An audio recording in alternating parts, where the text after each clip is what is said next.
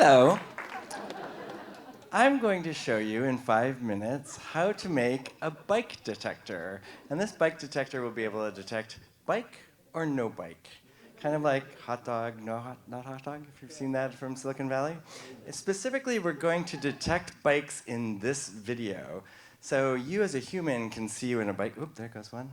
And when a bike goes by, but can we train a computer to do this? Can we train a model to do this? It turns out you can, and you can, but it's a two-step process. The first step is you need a lot of pictures of bikes and no bikes. So you need that. And you could go download them on the internet, off the internet, but that could pose copyright problems. So I went out and I took pictures in the neighborhood around Quartz, and I took pictures of people on bikes and bikes on racks, and I took very similar pictures of the neighborhood without bikes in them. And I took 55 of those pictures, and 55 of those pictures, so that's 110 pictures. And each picture to a computer, remember, is basically numbers. It's math, right? This is a bike to you, but to a computer, it's a bunch of pixels. And they all have values. And what you're trying to do with machine learning and training is you're trying to say, hey, computer, look at all these little groups of pixels and see if you can detect patterns of bikeness. Okay, so that's what we're going to do. But turns out 110 pictures, not enough. You need a lot of pictures. So what do we do next? Well, it turns out that here, this one picture, I can flip it, I can turn it on its side, I can turn it upside down, and you and I can agree that there are bikes in all of those pictures. Mathematically, those are 4 different pictures to a computer. So we've quadrupled. And here, I can do the same kind of thing. I can zoom in, I can change contrast. There's hue changes, twist them around, and so one picture actually turns into 28 pictures. So now we have over 3,000 pictures, and they all look completely different to the computer. We can even trick it some more and knock out parts of the images. And you can say, these are still bikes. You can see that, right? Okay, step 1 done. We've got a whole bunch of pictures.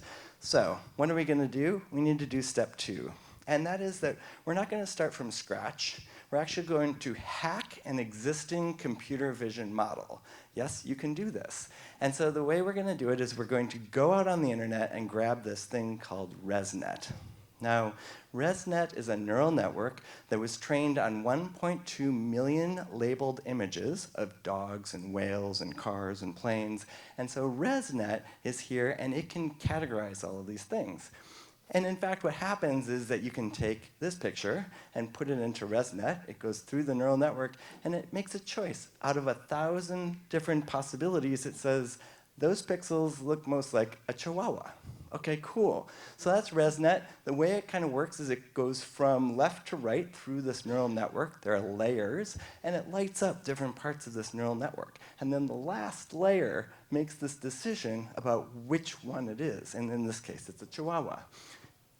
The neural network layers on the left are sort of trained to understand the general things about an image, like blobs and curves and things like that. On this end is like very detailed things, like fur and eyes. So what we can do is we can lop off the last layer of this ResNet model and get rid of this list of 1,000 things. We don't need those things, right? We need bike or no bike. Okay. So then what we can do is we can take our bike images and feed them into this neural network and train it some more. This is called transfer learning. And you can train it to not make a choice of 1,000, but just bike or no bike. So it has all of the knowledge of how to recognize images, but now it works on just our bike or no bike. Okay, we've done the 2 steps. Make all the images, train a neural network on an existing neural network. So how do you do that? Well, I've known that this is possible for like 2 years, but it was only until this year that I found out about FastAI. FastAI is a Python library, and it's kind of made for people who are sort of okay coders, like me, making neural networks uncool again. And with this library, I was able to run a neural network, make a neural network that could identify bikes in this image. In fact, I don't know if you can see, but the bike is leaving the frame here, and it still knows that there's a bike in that image. The crazy thing about this is that you can do this too, for real. If you go to my blog, sometime tomorrow probably, you can walk through the steps on how to do this. The first time I did this, I was sick. I was home my pajamas.